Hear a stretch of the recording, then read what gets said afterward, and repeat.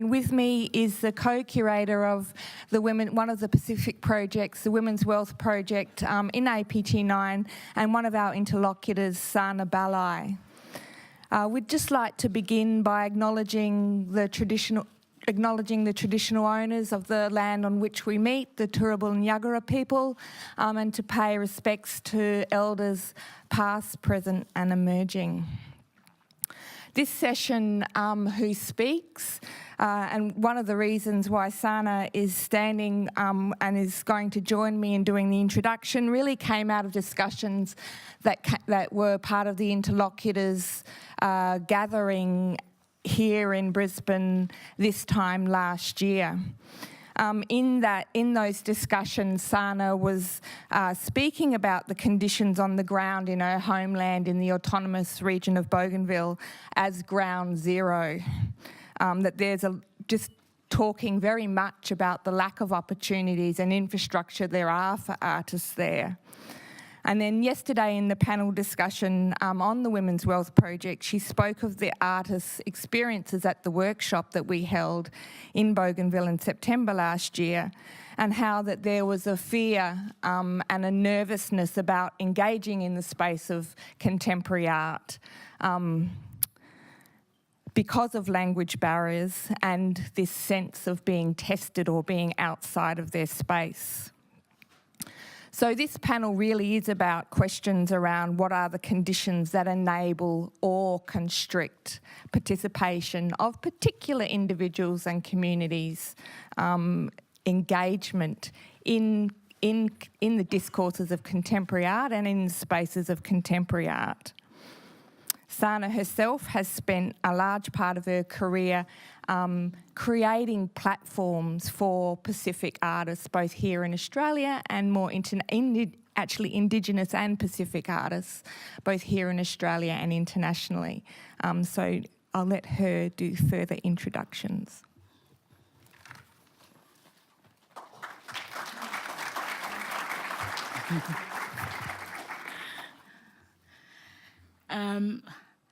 Good afternoon, everyone. And Ruth has already done the introduction, the acknowledgement for the two of us.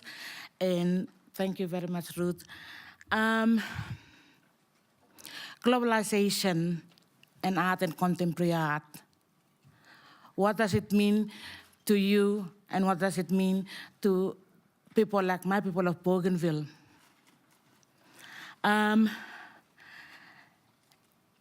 Even though we're walking in the same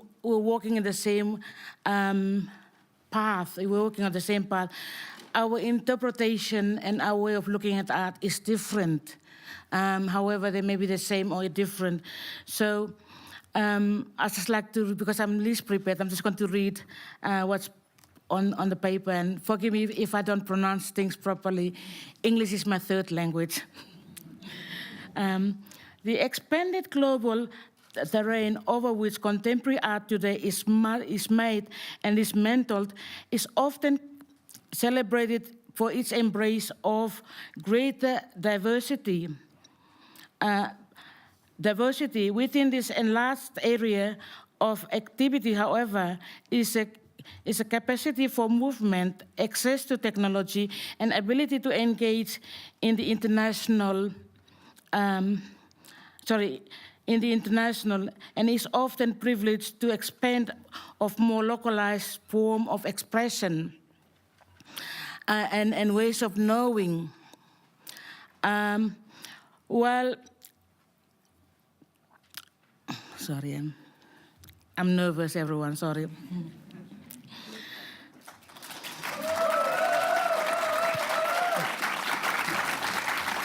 For once, I'm lost for words. I'm usually the one who non-stop talking.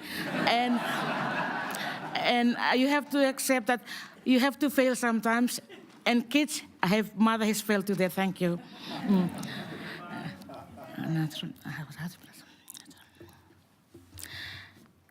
And while natural in look and the physical space in which we gather to talk and spare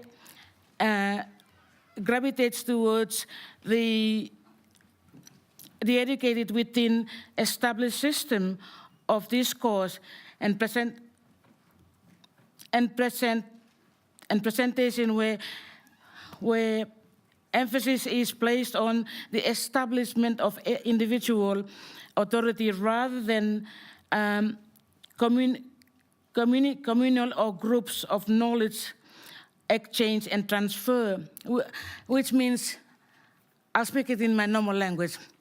In contemporary words, when you talk about contemporary, the knowledge is, I mean, the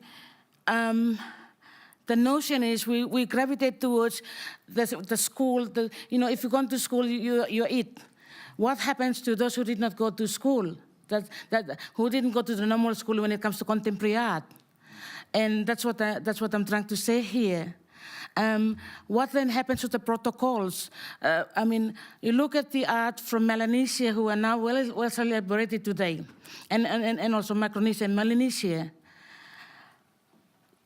Little is said about the art that inspired the world-renowned artists such as Picasso, Gauguin, and Matisse, to say the least. What then happens to the protocol of those who've made those things? Do we now take whatever is do we now take what is traditionally owned by the people and make it? How do we navigate the space from the traditional knowledge and make it into the contemporary? Again, I have always had an issue with the word contemporary. Contemporary to me means art made now. But when you look at my experience over the last 20 years in this field, when you talk about contemporary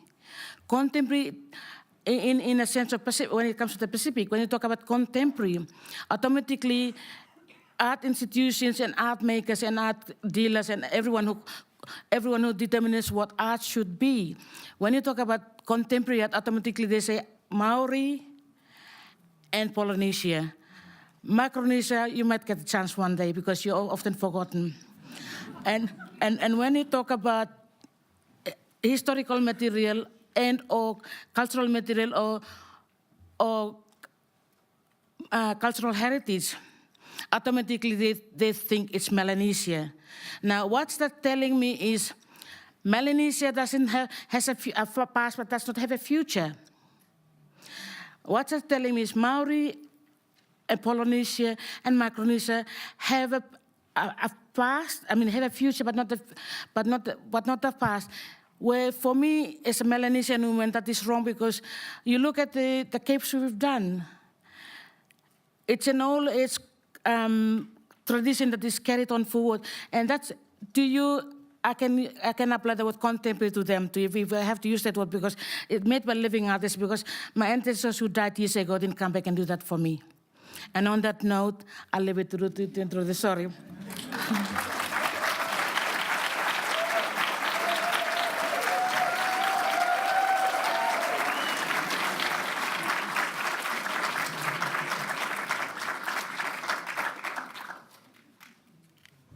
Thank you, Auntie Sana. So now our great pleasure to introduce ALETHEA BEETSON, who's our speaker for this panel.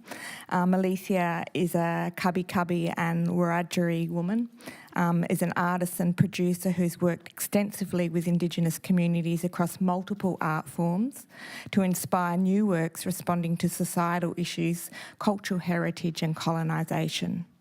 More recently, she worked as Indigenous Engagement Coordinator at the Queensland Museum and curator of the Aboriginal Torres Strait Islander Program Festival 2018 in Brisbane.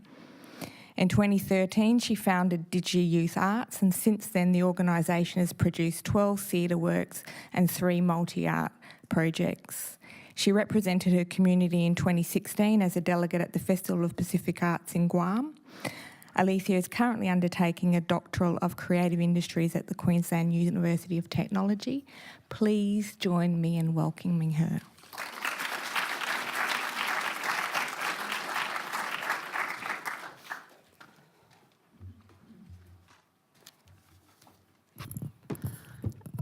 If my life was a Marvel movie, I already know my character's Genesis story.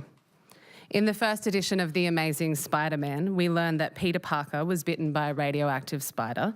This gave him powers which he then vowed to only use for good after witnessing personal tragedy. My time working as an Indigenous engagement coordinator at a state museum was this version of myself's Genesis story. The radioactive spider was in many ways the visible and invisible colonial systems that operate in this country within all museums and galleries, whether they have a reconciliation action plan or not. The superhero powers that I gained from this spider, apart from those already invested in me through my ancestry, came from experiencing this system, alongside being able to also access thousands of Indigenous cultural heritage objects. I have never felt more connected while simultaneously feeling disconnected. The complexity of this metaphorised the multiplicity of my identity, particularly as someone working in the arts and cultural sector. On one hand, I have inherited something that gives my life great purpose, meaning and guidance.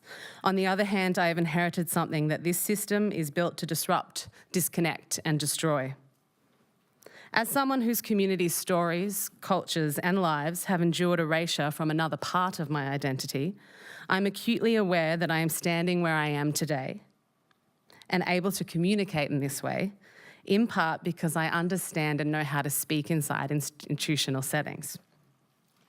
But as I unpack the role that colonialism has had and continues to have, in the same way that Peter Parker, who witnessed the death of his uncle and vowed to use Spider-Man to fight evil, I too will use this understanding to fight in institutional evil. And my work will continue to play its part in rewriting, reshaping, and reimagining our stories, cultures, and futures. Just as an aside, the Genesis story came from my last day working at the Queensland Museum, and I happened to be walking in the collection stores kind of saying "see you soon" to the objects and the ancestors, and Hell's Bells by AC/DC came on my iPod, and it was like, it just felt like it was a Marvel story, and I imagined all this ancestral energy entering my body as I went off into the world. I'm an only child, so my imagination has carried me into my adulthood and performance making, thankfully. This session is about self-determination and cultural resilience on a global stage. It's unpacking biases and access issues still existing within these spaces. It asks who speaks, but I would also like to ask who listens and who do I really serve. There are people who are not here that are central to what I've been tasked with speaking about today. People woven to stories who live in faraway or perceived difficult to reach places. People woven to stories whose language, form of education and beliefs have still been made to feel like they cannot connect here. People woven to stories who have passed into the next iteration of life. In framing this paper on narratives in Western institutions, based on my work as lead creative producer of the DigiYouth Arts on Settle project at the Queensland Museum, I would like to address those who are not here. Too often I have spent my time inside institutions justifying my work to those who are already in this space, making the same shapes or fighting the same fights, or others benefiting from the privilege of their existence. Instead, I would like to, in my mind at least, be held accountable to those who are not here. For community-engaged practices have no place to be judged by institutions operating within systems that, without process, still make my young people wards of the state. So to those who are not here, as some of you know, my name is ALETHEA BEETSON, and I'm an Aboriginal artist and producer who has been living in occupied Brisbane for the past 17 years. My family's ancestry is Cubby Cubby, which is quite close to here, Wiradjuri and European. Like so many of my brothers and sisters, my narrative has come to me in pieces and will continue to do so for the rest of my life. I'm currently undertaking a research degree at the Queensland University of Technology, where I am learning even more about this great divide and less how to define it. Although, in many ways, despite continually confronting institutional oppression, I realise I'm privileged to have time to immerse myself in Indigenous knowledges, something that I already know the young people I work with may not have the chance to. Since 2013, I have been the leader of an Indigenous arts organisation that I founded called Digi Youth Arts. I'm not a fan of the word leader, but until I learn an ancestral word that fits this role better, these are the tools I have for now. Digi Youth Arts undertook a major residency at the Queensland Museum from February 2017 to August 2018.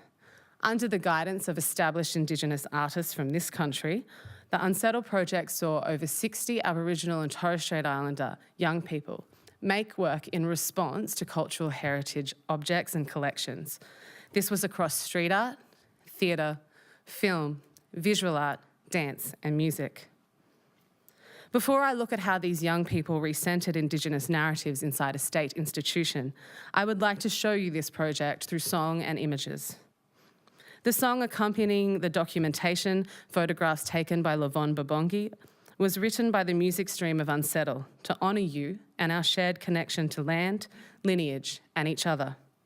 It is aptly titled This Land, Acknowledgement Song by the Ancient Bloods, and I offer this as my acknowledgement of country today also. Ancient blood, blazing like the rising sun. Red dirt, black sky, golden veins, heaven weighed in my family name. Many years stand by me as I continue to breathe, It comes so naturally when I'm connected to our history, and I feel it in this moment. I feel the earth moving. I feel it in this moment. I feel the earth moving, and it shows my soul.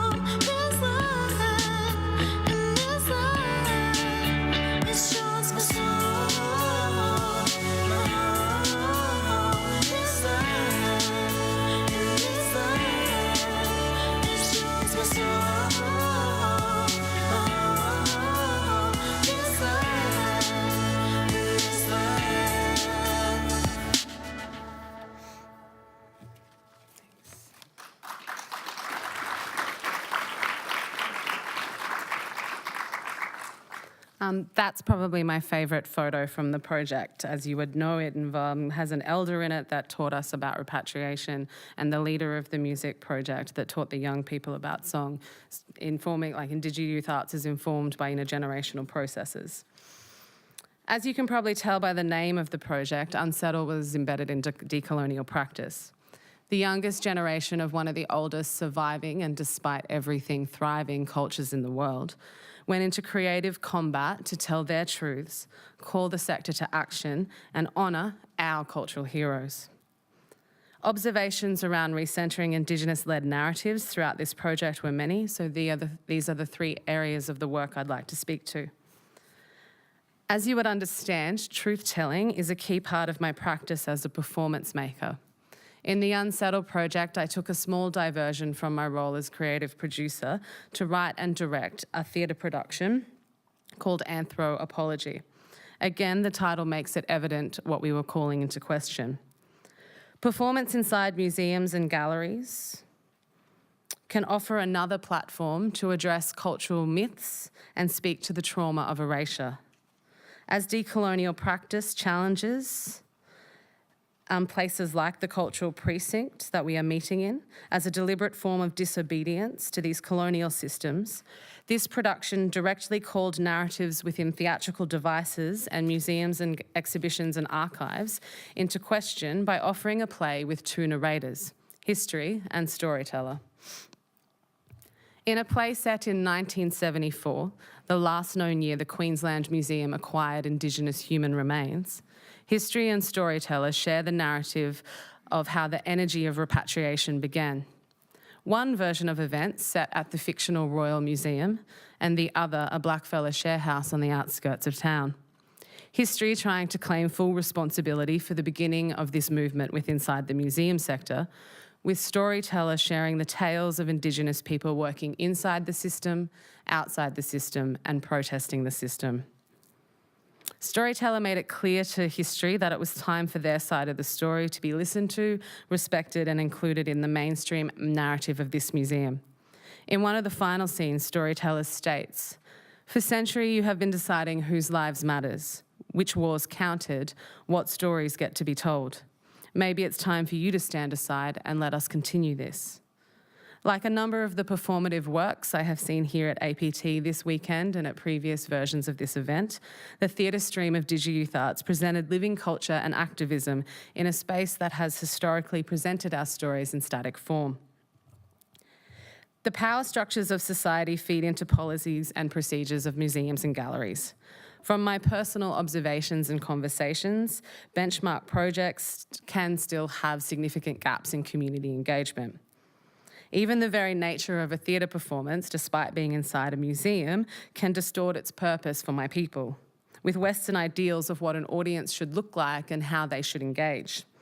While Anthropology saw an audience that resembled that of Western theatre, rows of seats, programs in hands, and mostly silent observers, the music stream of Unsettled challenged this. Under the guidance of their mentor, Luke Peacock, a group of young Indigenous musicians made and released an album about museum collections. A part of this very long process was a considered first performance of these songs. The young people decided to sing these songs to begin with to the ancestors inside the collection stores. This moment reminded us that decolonial truth-telling is not always us having to speak to them, but it is important for us to connect in this way as well. And it's why I'm happy to be sharing a cyclical time space with everyone at the moment. Our contemporary ceremony of song made an impact on not only the young people and museum staff involved, but I imagine some of you as well. A large part of the Unsettled project saw our young people honour those who have gone before us. This is in part because DigiYouth Arts knows that the visible heights we are reaching is coming off the back of silenced work of Indigenous people. As some of you would be aware and some of you wouldn't be, working inside institutions can be difficult and our contribution may not be given the same acknowledgement as non-Indigenous people doing the same work. I know some of you are losing land and sacred sites due to rising sea levels. Some are dealing with introduced diseases that have your community still fighting for your lives. And some, like so many of my young people at DigiYouth Arts, are laying to rest those still plagued by intergenerational trauma and pain. These are all products of the same system. Institutionalised oppression is what I can speak to, but I didn't want to do this without acknowledging the wider reality of colonialism. The Unsettled project was full of outcomes, where youth artists honoured their ancestors and cultural leaders. In this work, 660, Aidan Rawlingson directly responds to the issue of repatriation, stating, "The Queensland Museum currently holds 660 Indigenous ancestral remains. This necklace contains 660 individually sculptured beads depicting these humans. Repatriation is a responsibility that museums, institutions, and Aboriginal people and Torres Strait Islanders must wear. Their ability to respond this way was in large part due to the work of the museum's repatriation manager, Leonie Coghill. The music stream of Unsettle immediately recognised the significance of Leonie's work, as well as the work of Pacific and Torres Strait Islander curator Imelda Miller, who is pictured in the far right there and is about to grace this very stage. They wrote a song about Leonie called Shine, honouring her work in sending our ancestors back home to you, and a song called Imelda that was about her work in being the sole Indigenous caretaker of cultural objects for so many of us all around the Great Ocean. What an institution could not always see, the young people of Digi Youth Arts immediately saw. Two cultural leaders working for our people every day. Part of rewriting narratives in museums and galleries is also centering the Indigenous people who work in these spaces and the expertise they bring to their work and communities. Unsettle called young people to examine, critique, and reimagine the museum sector. Placing Indigenous youth arts inside a state museum allowed Indigenous young people to bypass institutional permissions whilst also leveraging visibility. This was particularly evident in the street art component of the project. On a purpose-built wall in a highly visible thoroughfare beside the Queensland Museum and the Queensland Art Gallery, two groups of young people, mentored by land writers and Miss Murray Codd, created two murals calling out key issues within this space. The first work pictured here was the work by mentor Miss Murray Codd, also known as Libby Harwood, with youth artists Emily Wells, Dylan Mooney, Georgia Walsh, and Fee Sandy. It's titled Always, and as the artist's statement reads, "Our work reflects on the ways in which Aboriginal and Torres Strait Islander ancestral objects were collected within an anthropological colonial gaze. It asks how we as young urban Indigenous people would like to see ourselves and our ancestral objects represented in the future. The work acknowledges the difficulty and hard work that has been done and has to be done to make these changes happen. It also challenges labelling and categorising any person or groups of people." The second work, with land writers, also known as Warriba Weatherall and Daniel Jones as mentors, was called Properties, and exposed the issue of repatriation to the wider public. Both pieces spoke to some of your absence while respecting the complexities of agency within museum spaces. It is not for me to speak to whether calling out these issues have shaped change within the institution. However, I can speak to the function of this process within Digi Youth Arts. There are over 60 Aboriginal and Torres Strait Islander young people who have gone beyond feeling comfortable in institutional spaces. They feel a sense of ownership inside these concrete houses that you might not. Collectively, they now know the language to speak back to these places, and perhaps in times, they will be the ones that will offer solutions to fill the gaps that still exist between us, often because of the language that they now have. I wish this project did not transfer such responsibility to them. However, please take comfort, the same way I do, on how connected they are at such a young age, ready to continue our futures for all of us. In reflecting on Digi Youth Arts' ability, even for a moment, to fill an institutional space with our truth, give thanks to our heroes, and call into question years of colonial practice, I realise that many of you have yet to have this opportunity. And an important reminder for my own work that guiding a project like Unsettle cannot be an innovative residency here, a progressive exhibition there, some community outreach over here. This is not enough. It's an ongoing state of questioning that starts with the foundation. Institutions sit on stolen lands where sovereignty has never ceded. and in many cases are filled with stolen objects, appropriated stories, and silenced visions of our shared history. Perhaps many of you do not even want to engage with these spaces, and the truth of some community absence is that the cultural significance of these sites are as fabricated as some of the narratives within them. Although I am speaking now, I know that any continued work I do in this space requires me to listen and to think about you more, particularly in open platforms like APT, where we gather as people refusing to be defined by these systems, in a site that has been a place of meeting long before the walls of this institution or any other building in this cultural precinct was ever built, where artists reclaim, reshape, and reimagine narratives, where our next steps start to resemble the reflection of a Digi-Youth Arts young person during the Unsettled project. She wrote, "I am full of knowledge and thankfulness for those who have paved a way for our generation and those that keep paving the way. By reconnecting in this way, I have learnt to trust and have hope in the future." Thank you.